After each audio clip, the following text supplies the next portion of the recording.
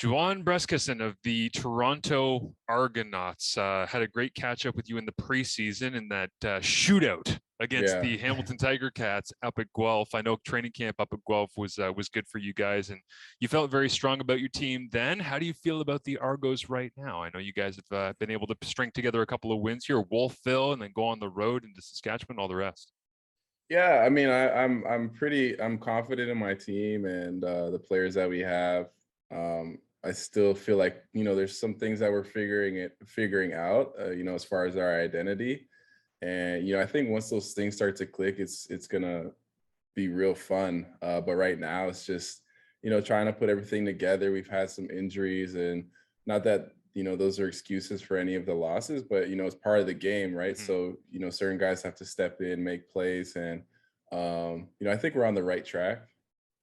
Yeah, and I think hearing you talk about that just makes me feel like it's a journey, man. And you know that you've been around long enough to know that the first month of the season you cannot make grand judgments on your team or how good or how bad. It's just like, hey man, weather the storm, keep balling, let's see what happens, kind of thing. But the purpose of this podcast is to talk about a journey of a different type, which is kind of your trip through mental health and awareness. And I know that you're very active on social media, telling people, hey, mental health check, like how are we doing today? Right. And I love that, man, because that's such a simple gesture to be able to extend to people. And when they see a big body, talented receiver like yourself throwing that out there, they're like, whoa, man, like that's it's not something I see a whole lot from my professional athletes. Tell me where the origin of your decision to be active and outward on social media about checking in with people came from. What was the motivation? Um, I think, like, just to be honest, just going through my own stuff mentally, Yep. dealing with anxiety, dealing with depression. I don't even know when the first time that I felt like I was dealing with anxiety or dealing with some sort of depression. I don't remember how far it goes back, but I remember, kind of going through a lot of that stuff in college, Hmm. to the point where I didn't even know if I wanted to play football anymore. And then I, got drafted to a great organization in Calgary, and they brought back that fun and love for football. And I didn't feel like I was like working. I was just showing up and having fun. And obviously going to three straight Grey Cups makes things a lot better as well. But for me, I think things were were very um, heightened in during the pandemic, because I think a lot of people were like trying to figure out life, like how do we kind of live through this. And it took a very heavy mental toll on me. And there was a point where I was trying to figure out what I wanted to do, because obviously we weren't playing football, and for a lot of us that's our primary source of income. And to be out of football for a long period of time, nobody was expecting that, especially when you're healthy, right? Like everybody's healthy and everybody's at home trying to figure out what they're going to do for work. Some guys had jobs, some guys didn't. So for me, like that kind of um, just scenario that I was in was something that there wasn't anybody that I could talk to that's been through it, because no one lived through anything like that, right? So I remember talking to my girlfriend, and she was just telling me, like, you need to find something that is going to be like give you that same joy that football does or sports does. And I was at the time I was streaming on Twitch, and it was just for fun. I was like, I play a lot of video games. I think I'll always play video games. And I was like, I might as well, like, I guess, try and entertain people while I play. And I was on there with my boys, Hugh Cambry Williams and Devaris Daniels. We would, get together and play a lot. But then I also started implementing these mental health streams. I called them Mental Mondays. So every Monday, I would get on my stream, and I didn't really have a big following, but the mental health streams seemed to like get a lot of people's attention, especially fans in the CFL. I would do it around lunchtime, so at like 12 p.m. Eastern, I'd have these Mental Mondays where I just fire up the stream and I'd literally just sit in front of the camera and there would be people in my chat from the Argo fan base, like all around the CFL. I probably would average like 20 to 30 viewers at that time, which is a decent amount for a first time streamer. And it's literally just me and the fans or me and people in the chat just talking about mental health and talking about what we're going through, because everybody was going through the same thing. And certain weeks I'd have like a topic, say like, anxiety, and then I talk about my experience with anxiety, they talk about their experience with anxiety, and I just just came to the conclusion that it's important to talk about these things because there's somebody out there that is dealing with or going through what you're going through or something similar. And I was always nervous to talk about mental health or even use my Twitter platform for just speaking about things that I enjoy or things that I find are important, because of like, people judging you or this guy wants attention, blah, blah, blah. But once I put that to the side, I really started noticing that there was a lot of people that enjoyed what I had to say. And 9 times out of 10 felt the same way that I felt. So um, that's how I just got into mental health. And now I want to get into sports psychology. I want to work with athletes. I want to work with teams. So I actually want to go back to school for that. And Wow. yeah, I have some plans in the future, just to kind of make mental health cool and talking about it cool, and it doesn't have to be like so like intimidating. Yeah, and when I hear you say that you were nervous to use your platform for even things that you enjoy, I find that interesting because I've even experienced that in my own use of Twitter, where it's like, I want to talk about F1, but I'm scared as soon as I tweet it. And this is the fickle nature of social media, right? Is people come to me because I'm a CFL guy. They want their CFL stuff. Well, the first time that I'm quote tweeting, a Formula One thing, are they going to look at me and be like, unfollow and be gone? But it's then the whole idea that like social media, the purpose of it is that we drive our validation through numbers of follows and engagement and numbers and all those things. And when you're able to basically split those apart and look at what really matters, it's like, it's not the numbers that matter. It's not the quantity, it's the quality of the conversations that you're having. So when you say 20 to 30 people following you on a stream and having that conversation on Mental Mondays, it's like, that's really powerful, because yes, that is the idea of people reaching out to a professional athlete and having that conversation on that platform. But it's also the idea that you are instructing to a larger group, almost in like a butterfly effect, that anybody can have this conversation. Yeah. So somebody pops in there for 5 minutes and they see you and people talking about it. Then they go home, maybe they're sitting at the dinner table and they go, the most amazing thing today, I randomly saw this. I clicked on this link. I went to this guy's page and he was talking about it. He's like, maybe we should talk with our daughter about it. I don't know if we're really paying it. And all of a sudden it's like, it just spreads and spreads and spreads, right? And I think that that's an incredibly powerful thing that you did. The other thing I'm interested in from hearing you talk there, Juwan, is that like I talked to Brad Sinopoli not long ago when I went out fishing with him, because he's now the master fisherman out on the Rideau River in Ottawa. Yeah. And we were talking not on mic or anything, but just about his journey in his post-playing career. And he identified as football guy for so long. Yeah. Like he's the Peterborough High School All-Star at Crestwood, and then he's the University of Ottawa GG's Heckright Trophy Award winner, and then he's the next great Canadian quarterback, and then he's a great receiver in Ottawa, and on and on and on. And it's like all of a sudden it's just like kind of done. And when I hear you say, I wasn't really sure I wanted to keep playing football when I was in university because I was dealing with this anxiety and depression, it's like, to me, that sounds like you identifying as football guy. It's like your worth is football. It's attached to football. And then the pandemic hits after you've already had this great career. And again, you're faced with the question of football guy, or am I something more? Like, how do I find meaning and value in my life and the things that I want to accomplish? Talk to me about that, like finding meaning in more than just football for you. Yeah, it's funny because like that was my mentality for a long time.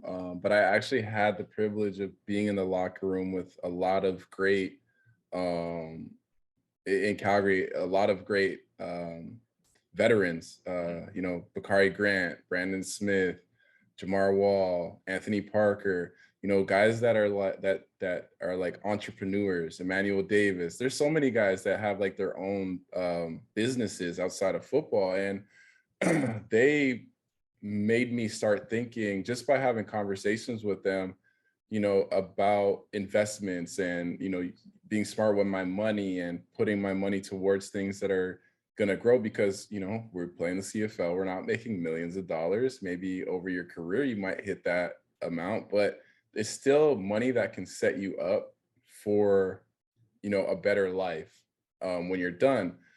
So for me, in my first couple years, I started kind of thinking about myself as like a possible entrepreneur, right? So my fourth year in Calgary, I bought a condo and it's an Airbnb now.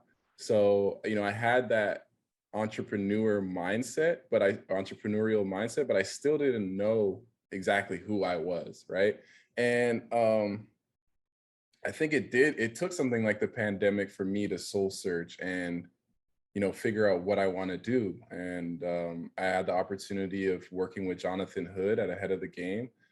He's a former linebacker in Toronto and Hamilton. And I do online mentoring with high school students. Wow. And that's when I first got my first taste of like mental health and like the importance of having that conversation. Just like you said, that family member that may have popped into my stream and they're like, this is important to talk about. I'm not a professional. I can't give professional advice, but one thing I feel is important, like for your like a first step, other than acknowledging that you're dealing with some sort of mental health, is having a conversation with somebody. And I think like just a simple conversation can go a long way because a lot of times we hold things in, right? And we don't want to talk about stuff because we may not think it's a big deal or not know who we can talk to. So for me, when I figured out that mental health gave me talking about mental health or mentoring or, the idea of being a sports psychologist gave me that same feeling as being a football player, that's when I knew that I was onto something. And another thing that was a blessing and a curse during the pandemic was forcing guys to think outside of football and either getting a job and possibly hating it, but you got to get the job because you have to pay bills. Or, some guys became real estate agents. Some guys started their own trucking businesses, stuff like that. And now you get a taste of, okay, I have this set up for myself outside of football, but I still have football. So if anything happens, I can go back to this. And then there's the guys that haven't figured it out yet, and that's okay. Everybody figures it out on their own time. But the pandemic definitely forced people to think outside of football, and we lived without football for a year. So it was interesting when we got back to playing, and you go through the CBA negotiations and stuff like that because guys already knew what it felt like to go without football. So yeah, I get that was just kind of my insight on the whole transitional thing, and I haven't transitioned yet. Yeah. But I'm pretty confident in myself if I have to. It sounds like you found joy in being able to share insight. Like you're saying, it's like professionals who are professionally trained that have degrees and have worked through those things. Yes, absolutely. They are the ones that people should be going to for the best quality of mental health care. But I also don't think that there's as large a divide between the small conversations that you have around the dinner table as there is with the professionals, because talked to Brian Burnham on last week's edition of this show, and he was talking about simply having the vulnerability to talk about his personal issues with his teammates. Yeah. And it's like, those aren't always deep conversations. It's not like they're leaning in and going, okay, it sounds like you're going through this syndrome, and I think we can address it by working through this type of therapy. Or like, your teammates aren't doing that, man. Your teammates are just sitting there and going, okay, dude, I hear you. Yeah, that's cool. And sometimes that's literally all it takes, is to be able to have somebody go, yeah, I hear you. Hey, man, I got stuff too. And the reason that I started this podcast and I wanted to reach out to guys like you is that I genuinely believe, based on my own personal life experience, every single person has something. Yeah, 100%. Yeah, like that is, to be human is to have something that is in the back of your mind that is bothering you, that is unaddressed, that needs to be brought into the forefront, that needs to be discussed, that needs to be processed to. And the people that say, I don't have anything, like those are the ones who just haven't become self-aware enough to realize that everybody has something, right? And so you recognized you were something, and then you flipped the script on it and said, okay, I've become self-aware enough to realize I have something. I talk to other people, they've got something. I've seen the ways that we've been able to help each other. How do I grow this and turn this into possibly being a major part of my life? Yeah. Yeah. And I mean, that's exactly what it is. Um, and just to kind of have that clarity and you know, being vulnerable is a big part of even getting to Huge. that point, right? And especially as a man, as a football player, as a big football player, you're like, being vulnerable, you think it's a sign of it's weakness, right?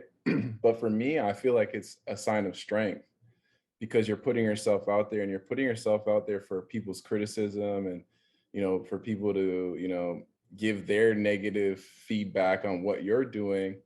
But once you put yourself out there and you realize that, like, I don't care really what anybody says, sometimes some things get to you, but for the most part, I am very happy with where I am mentally and all the progress that I made throughout the past 2 years. And even something asking that question on Twitter that I ask on like a weekly basis, mental health check, how's everybody doing? How do you deal with stress? How's your week going?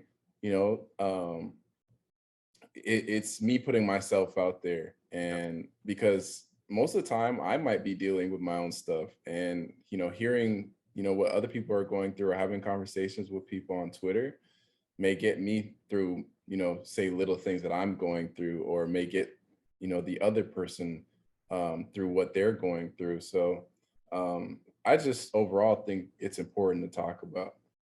Yeah, absolutely. I want to ask you this, and I know that it's a much larger conversation. I'm sure if you and I went to, a seminar or a conference, this would be like the entire 3-hour morning session would be spent on this question. So Yeah. it's unfair to ask, but I do find asking you guys, CFL players, this question interesting. How do you define masculinity? Like Hmm. how do you define masculinity? And again, you're smiling, and I am too, because we know what masculinity is thought of in the grand landscape, the perceived notion of it.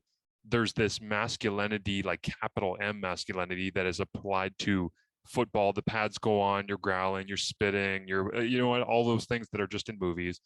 But then it's the question of like, okay, but what is it really? Because it's not the thing that you see of, like Lawrence Taylor in Any Given Sunday at middle linebacker beating the hell out of people and talking smack. And it's like that can be part of it.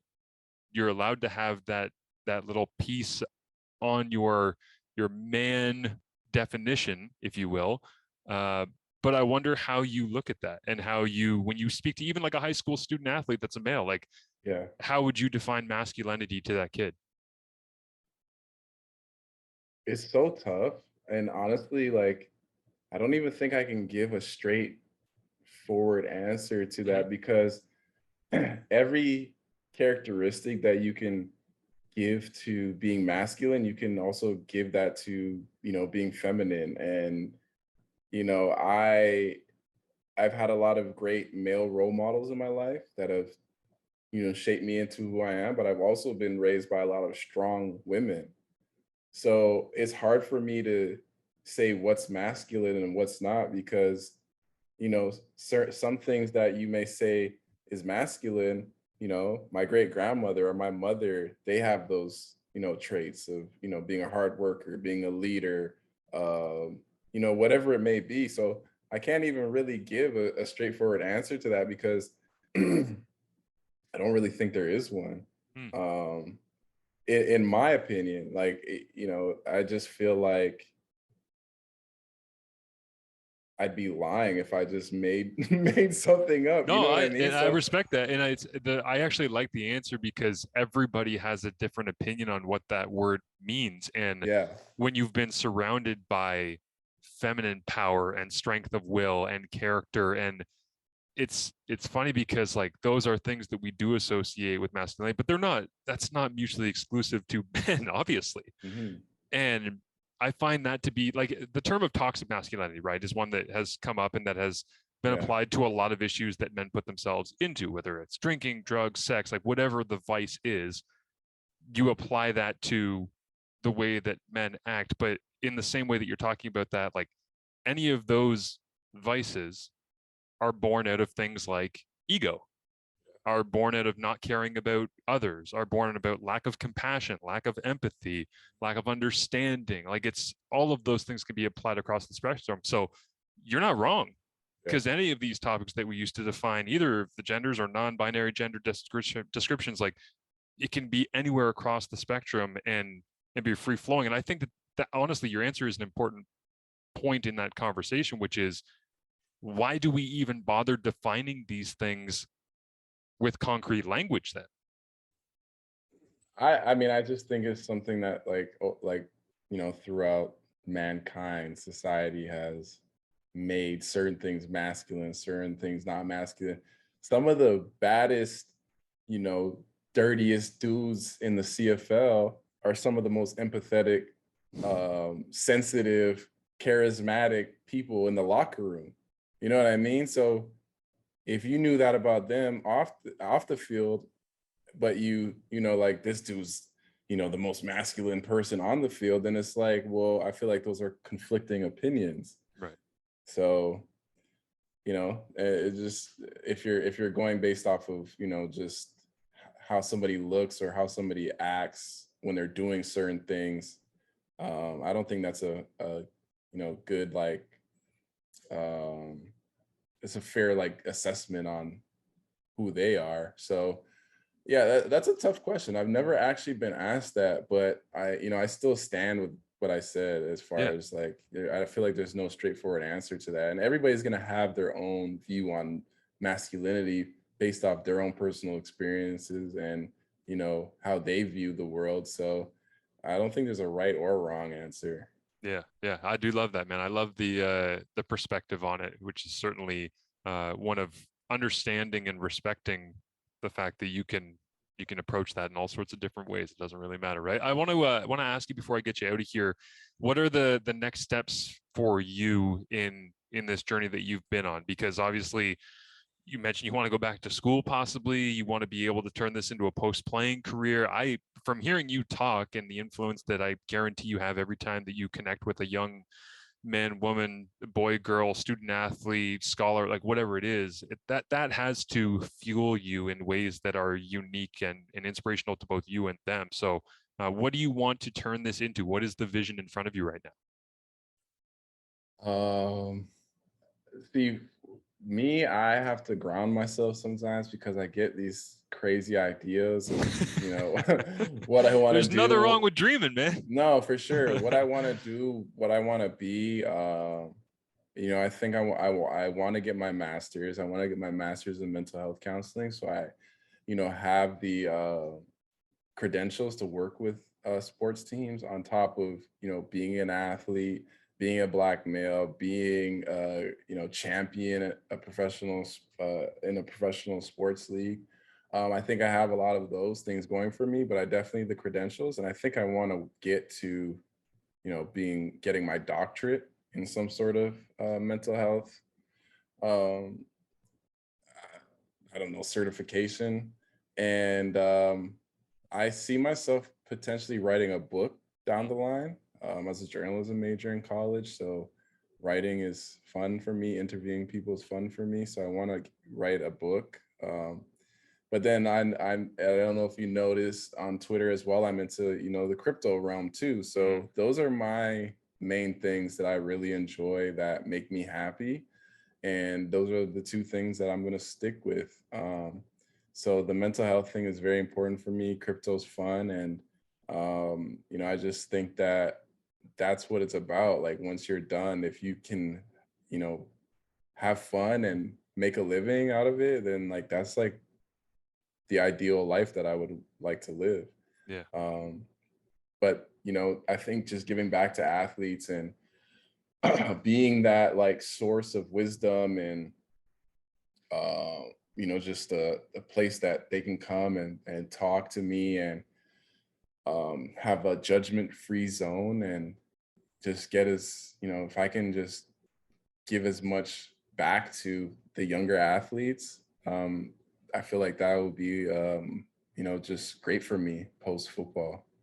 Yeah, absolutely. Well, I'm pulling for you, man. I think you can accomplish whatever the hell you want. If you want to go double doctorate, I don't care. You can Yeah. get you can get that thing done. But Yeah. thank you for this. I do appreciate it. It's great to be able to catch up with you again, and I hope I see you on the field. I know we're not talking about the field on the field stuff in this, but Yeah. I like watching you play football too. So Yeah. I like playing football too.